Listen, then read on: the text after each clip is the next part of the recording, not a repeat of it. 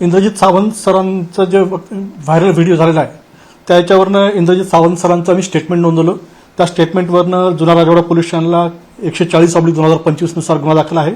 तो गुन्हा 196, 197, 299, 302, 151(4) आणि 352 BNS या सेक्शननुसार तो गुन्हा दाखल आहे।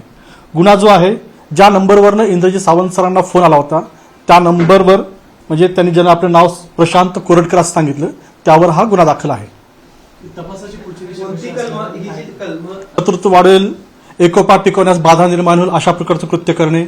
197 जे आहे BNSचं राष्ट्रीय एकात्मतेला बाधा निर्माण होईल अशा प्रकारचं कृत्य करणं।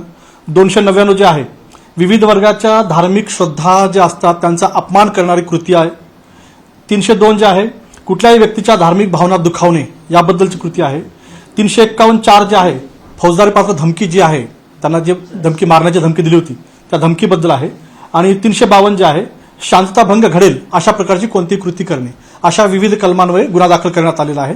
आणि पुढील तपास जो आहे आता हा जो नंबर आहे मोबाईल नंबर या मोबाईल नंबरचा आम्ही सायबरच्या मदतीने तांत्रिक अनालिसिस करून पुढील तपास आम्ही करीत आहोत। प्रशांत कोरटकर आहे काय म्हणते किंवा नागपूरचा आहे हा नेमका कुठला आहे या संदर्भात काय आता सध्या परिस्थितीत आमच्याकडे अशी कुठलीही माहिती नाहीये।